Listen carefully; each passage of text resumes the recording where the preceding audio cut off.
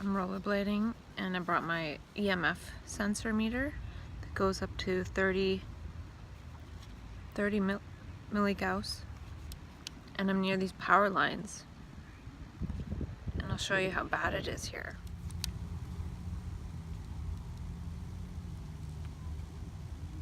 See that? 30.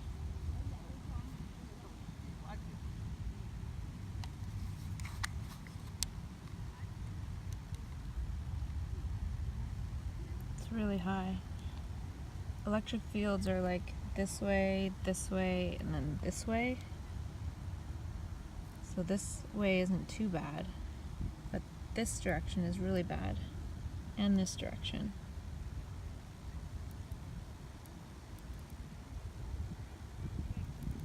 Right next to a school, and this is where they often put lovely, leisurely pedestrian walkways. Is this uninhabitable space.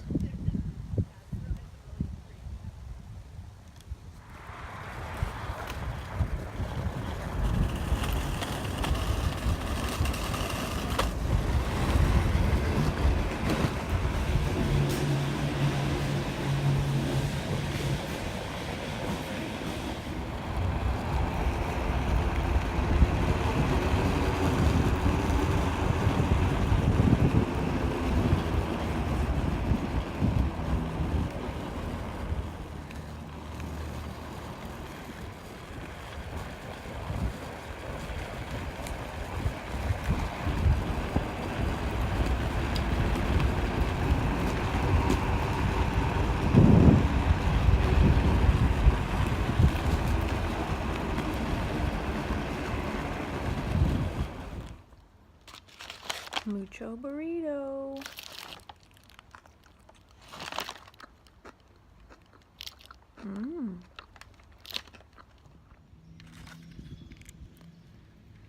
Last night, I had trouble sleeping. It was the same sort of thing where my heart starts beating. Last night, I couldn't sleep. I had that heart pounding very rhythmically thing going on, and then it sort of went and usually that's accompanied with some kind of fear or some kind of something. Like when I came back from California, I was accompanied by this fear and this stuff going on in my brain. But this time there was no fear, but it was definitely the same sort of thing. So I'm wondering if the fear has decoupled from that. And so I wonder if now I can die or have that experience of death, which I feel that it is, without making some kind of psychologically fearful story. It's just the brain dying. Something dying. It's not really a personal phenomenon. So what's interesting too is before it happened, I saw more of that magical trail. I saw it again. The same trail, but this time it was twice as long, like I'd walked on it and then looked back or something like that. It was really strange. It was the exact same place. And so this morning, I didn't take any tyrosine dopamine booster.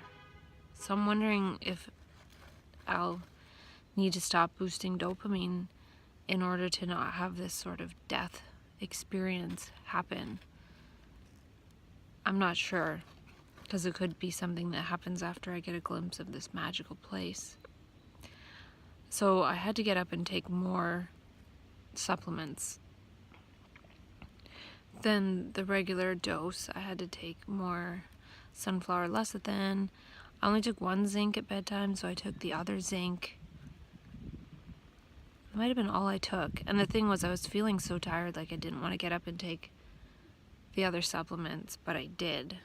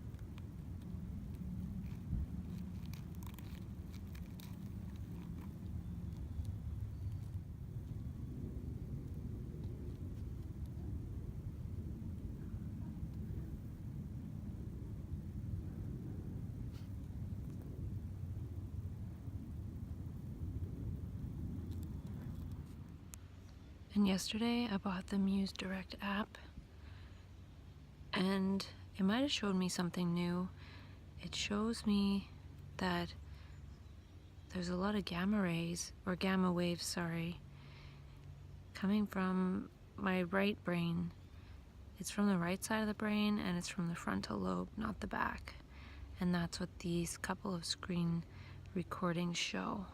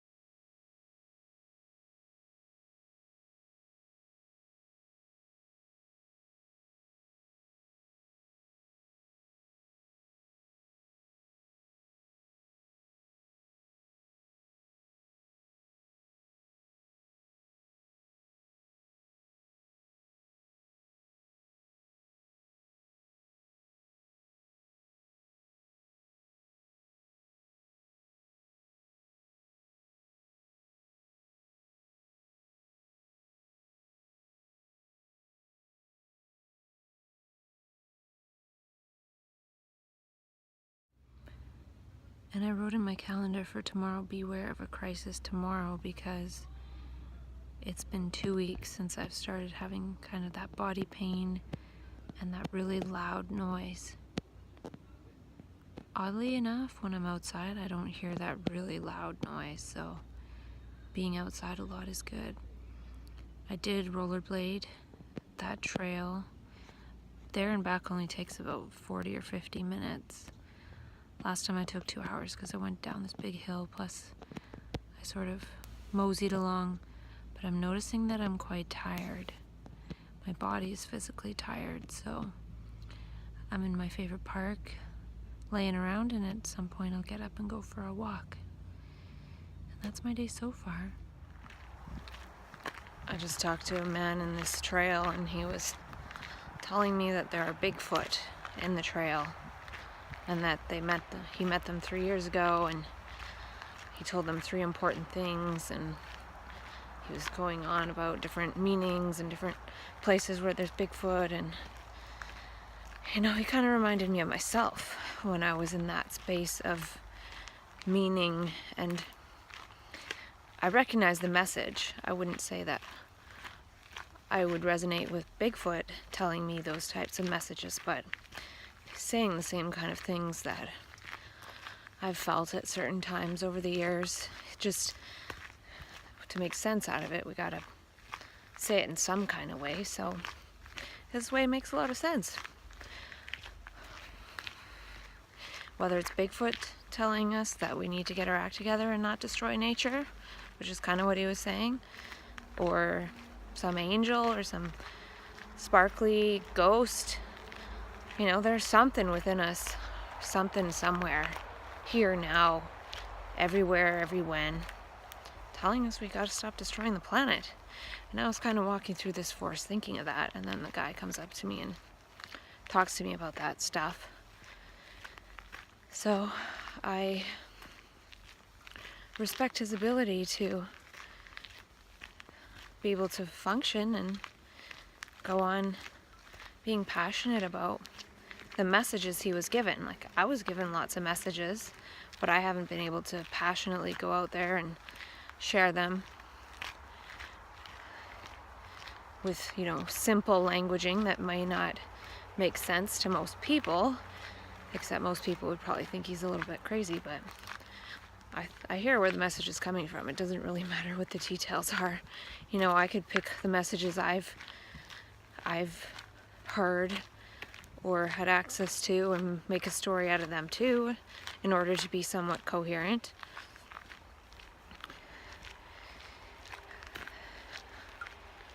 So, and it's interesting in terms of synchronicity, because I had a counselor appointment today, intake, and at some point I blurted out that we are the combination of the 5 people we spend the most time with.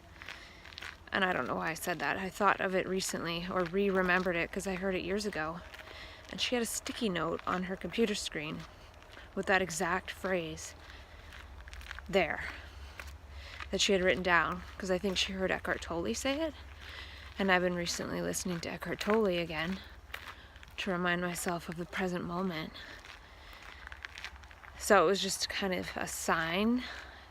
And I said to her, well, that's synchronicity.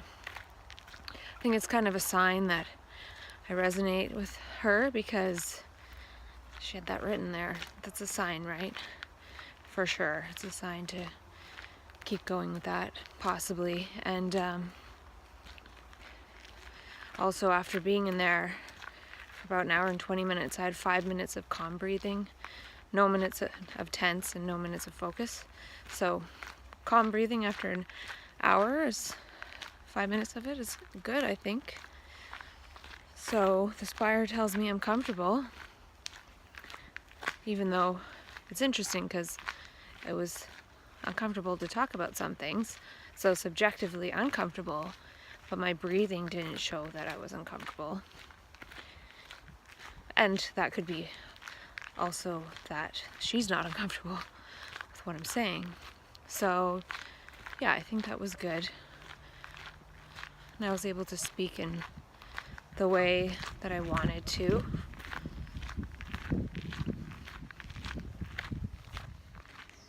Oh, and that guy I was talking with, or he was talking with me, he said, magic is your natural state.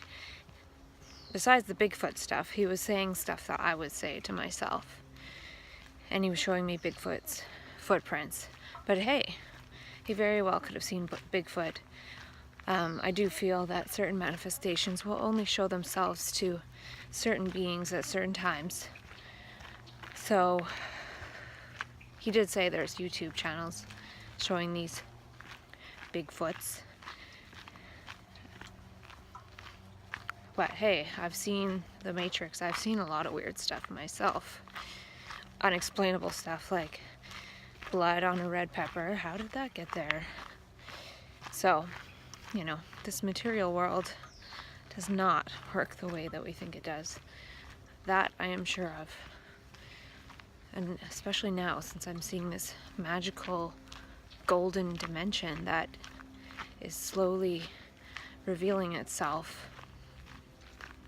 And it kind of freaks my body out to travel there, because when I come back, my heart races, and it's almost like, yeah, I don't know what it's almost like. And I'm a little bit afraid of that magical dimension, though not as much. I'm a bit afraid of it because if I like that better, then what? I'm like, I want to go there. Forget this material existence. So that's the part that I fear about looking at that magic. Not that it's scary or anything. It looks very beautiful. Starting to think it's another planet or another dimension, or not sure.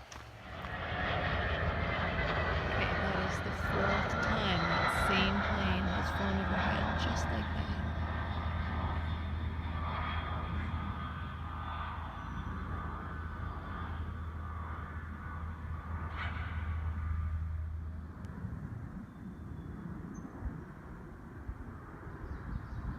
Here comes that same plane. This is like the 7th time.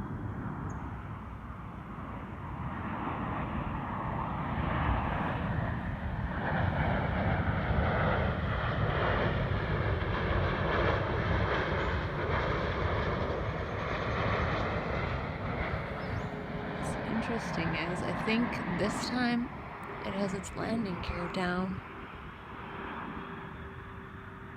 and the other times I don't think it did, but I'm not sure.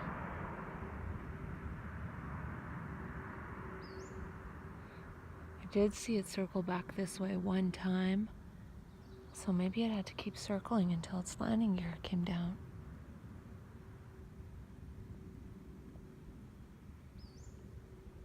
I bet I won't see it again, because that was the 7th time that it went by.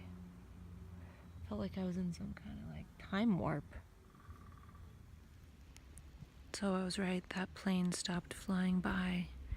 And I don't know if it was doing some kind of practice where it kept taking the path of the landing strip and then not landing and turning around and doing it again, or if they were having problems with their landing gear, because I didn't see any other planes land in that time period, and that plane went by like 7 times. And the first time I saw it, I was thinking, that's kind of a nice looking plane, it's kind of blue, and I noticed it didn't have its landing gear down even though it was going in for a landing, because that's what planes do around here, is they come in for a landing. And then it just kept going by, and I'm like, is that a different plane, the same brand, or what the hell? And then finally, the last round, it looked like it had landing gear down, and then I thought, well, it's not going to go by again because it's going to land, and it did land. So, not sure if it was a landing gear thing, or they're just going around in circles. I may never know, but I'm curious. And I've been listening to a lot of Eckhart Tolle stuff, because I feel like I need to remind myself to be in the now, and that could change a lot of things. I feel kind of changed, but also a little bit afraid because other people don't really like that, perhaps. So we'll see what happens there. I have to remember my affirmation. I'm a sparkly, shiny human being, and I refuse to be convinced otherwise. And also, I'm seeing, I don't know if I can pull this off, but not talking to anybody about like inner psychological stuff.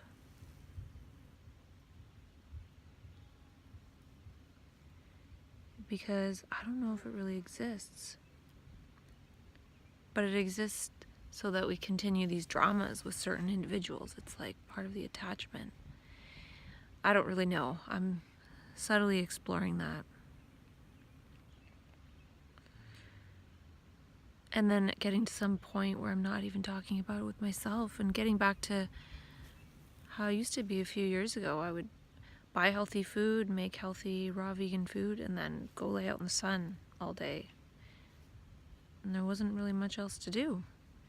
But I've created all these complex things to do because of this complicated inner process, but maybe ignoring it, not in terms of ignoring it, but negating it is the way to go. And yesterday I took a methylfolate because I'm reading this book called Dirty Genes, and it talks about methylation and how a SNP in the MTHFR gene is bad. But I remember I had my genetics tested. I don't have a SNP in the MTHFR, so I don't necessarily have methylation problems. But what they were saying is that if you're having other genetic problems, then you could still technically have methylation problems, even if you don't have that SNP, because you don't really have the right nutrients to do the right genetic expression. So that kind of made sense. And so I took the methylfolate.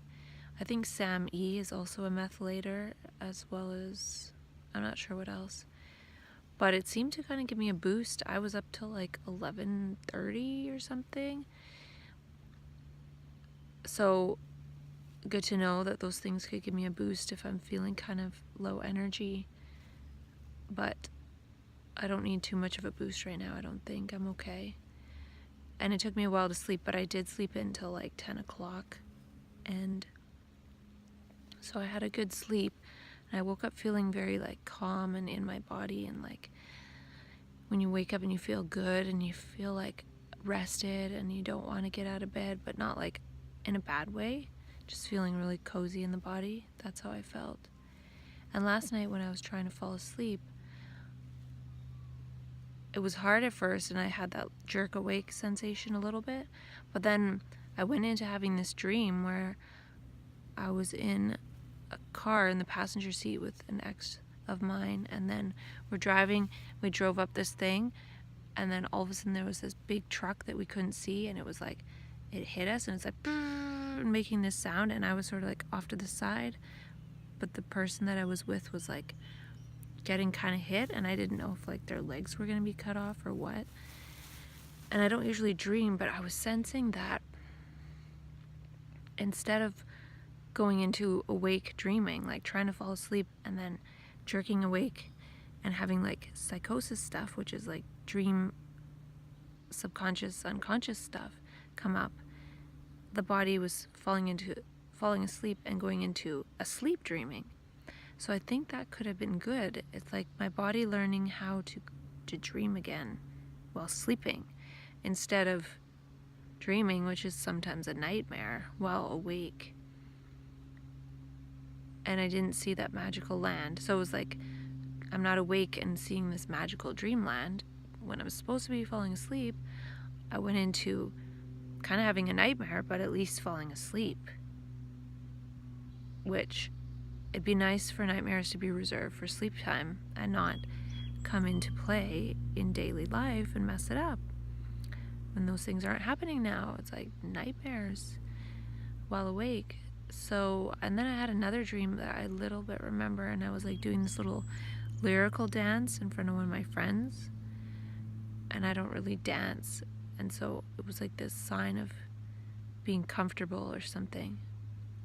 And when I was looking through all my resources, I found this resource on like tracking dreams, and I don't really remember dreams, but I think it could be a good sign that my brain was going into dreaming instead of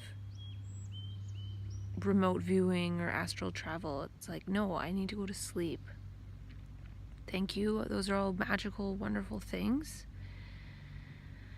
But my brain needs sleep. So yeah, it was good to sleep.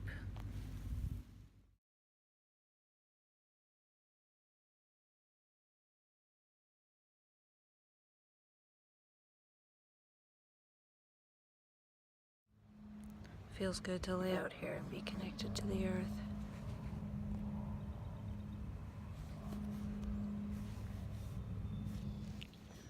And yesterday when I got home, it smelled like meat, so I burned some sage.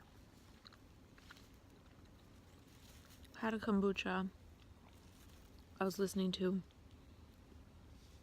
some talks online by Kristen Neff about self-compassion. And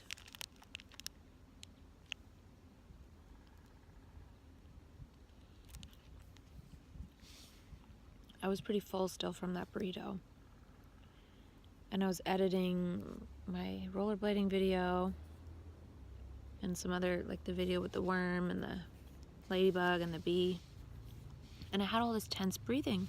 I probably had 3 minutes tense breathing that day up until that point. And then from like 8 o'clock on, I had like 40 minutes of tense breathing. So I don't know what that was about. I'm wondering if it was one of those things I mentioned, or if it was being home after being out, just sort of hanging out in nature all day, that sort of difference, or picking up the tense breathing of others in response to me being home, or it could have been the incense. It could have been in a bad way making me breathe tense, or it could have been in a way of like smelling it, like liking it. Maybe I was like, so it makes me seem like I'm breathing tense when really I'm enjoying the smell of the burnt sage. I'm not sure. So I could test that again by burning sage again and seeing if that happens, because there'd be different other conditions perhaps. I think it was that I was enjoying burning the sage. So to not have those erroneous readings, I might want to take the Spire device off if I burn sage, because I think I like it. But I don't know if that was it. But it was just interesting that all of a sudden there was all this tense breathing. It was intense, like incense.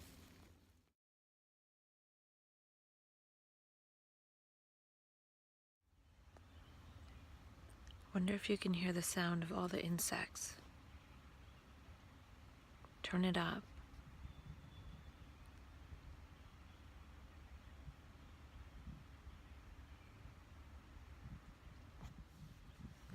What's nice is that I can't hear that Schumann resonance type sound in my brain or everywhere like I can hear when I'm inside. It's like, it's especially loud lately. I can hear it as soon as I get inside. It's almost like the sound of silence, but it's pretty noisy.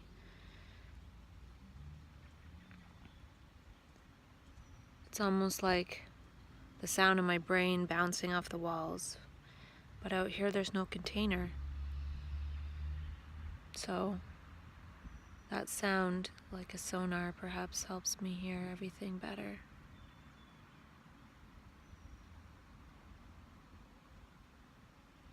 And I've been watching a couple videos on self-compassion. And even though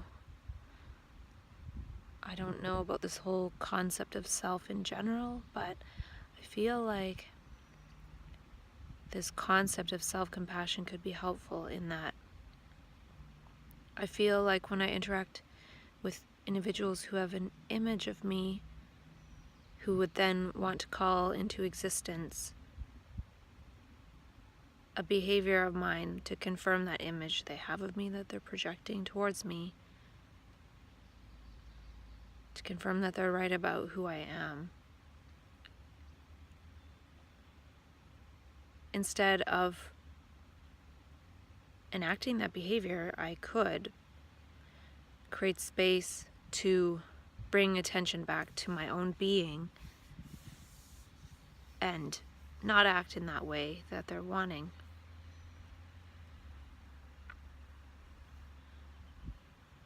It's like they need that behavior of mine as nourishment for their self. And it feels like being controlled in a way. And I feel like I've been able to distance myself over a few days, but I also feel like by distancing myself, I'm creating the possible danger of someone yelling at me in order for me to behave in a different way, or the way they want, to bring me back into that type of relationship, which is the only way others know how to relate. But I feel like I need to take responsibility for relating in a different way. And I'm able to say that calmly right now, but I don't know if that will be maintained. But that's where self-compassion comes in. Because when I had that experience of pain the other day, and it sort of lasted a couple days, and it's still there in the background, if I bring the awareness back to myself and self-compassion, like, yes, I'm feeling this pain, and watching that whole thing unfold inwardly, as opposed to acting out the behavior outwardly to help the other person get their confirmation that they want. It sucks to have to take on that pain inwardly, but it's almost like not entertaining that at all. So arising, instead of the self arising as the self that the other would want to know me as again, I can perhaps arise as a self, which is self-compassion. And I don't think that we really need a self at all.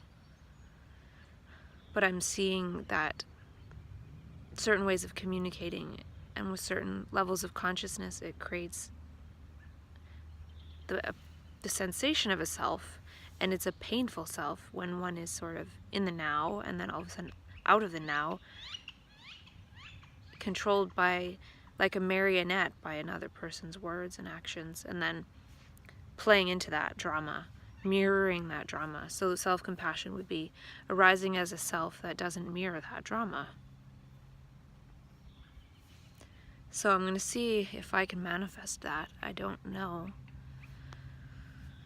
It would be nice to not need a self at all, but it seems that one does need a self, because one would want to react in drama to protect the self. So the self arises as self-protection, self-preservation, which then confirms to the other that one is still that way. But perhaps one can arise as self-compassion, I don't know. Because in that moment it might be hard to have compassion for the other who is acting in that way to try to get a reaction as nutrient. But one can have compassion for oneself when one is feeling the pain of the ripples of all of that. So like, if there's a certain event that happens and one escapes reacting, and then one feels the ripples of all of that untangling within oneself, it's because that same thing has happened probably 1,000 times in one's life.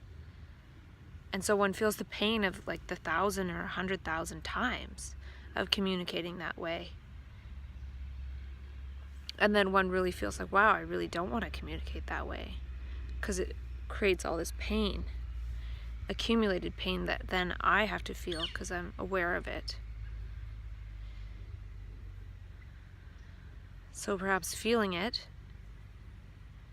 and I think that's what derails a person partly who's in this bipolar energy, is that it's all this pain, and then one reacts, and then one feels the pain of that reaction, but of every single time it's happened, not just that one time, because one was in a space of creativity and no mind. So when the mind comes back online, it's really painful. So yeah, we'll see how that goes. And then along with that is, if people start questioning me about, are you fine? Are you okay? Like, I'll just be like, yeah, fine. Because any other thing is drama, and that's just going to create the drama. One is not going to get in a response that one wants at all. So having compassion for those who, yeah, I don't know what I'm talking about, but others make it so it seems like a self needs to arise. So instead of arising as self-reaction, arises self-compassion. And part of that is not going into psychological drama. Just, I'm going to talk less to people. At least I'm going to experiment with that. At least I think I'm going to experiment with that. So one could perhaps stay in a present moment creative space if there weren't these memes of the past calling at one to provoke one to react.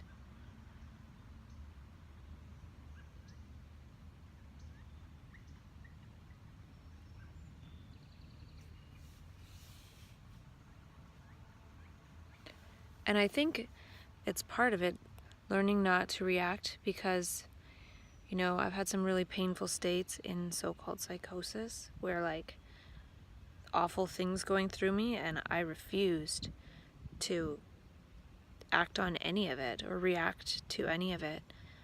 You know, I just sort of like sit there, lay there and wait it out. And it's really painful, but it's not like I'm going to take on that pain and transfer it to somebody else by acting out violent things,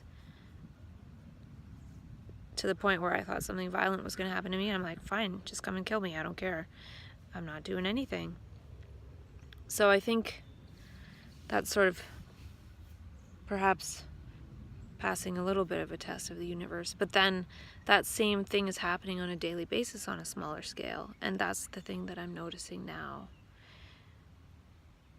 And perhaps learning how to communicate non-violently. But then there's a thing where one feels like one has been hurt, and that has messed up relationships.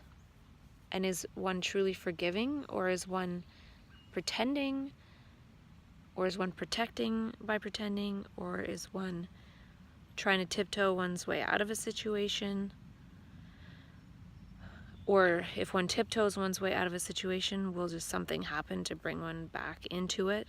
Like I could think, oh, I'm so strong, I'm gonna go get my own space and my own place and work, and then just fall apart and not be able to afford the place and be able to, and be right back where I started, but worse, because then I just showed that I can't do it. So there's a lot of different fears there, and that's partly why I need to remember to take it easy this month, even though I'm tempted to get more work, but take it easy, go on that retreat and see how it goes with navigating with these supplements, because if I make it past 8.5 months and I'm still doing okay and navigating with these supplements, then maybe I can work more now. Maybe I've learned stuff, or I can, I don't know. We'll see. I just I just have to be careful and remember, I'm still working on trying to navigate with these supplements, tranquilizing my brain when needed, tranquilizing my brain to fall asleep, perhaps learning how to fall asleep, learning how to dream, so that I don't have to live waking nightmares or waking beautiful fantasy lands that are flavored with gold. I don't want to get too enticed by that. Holy crap, holy, look at the size of that rock.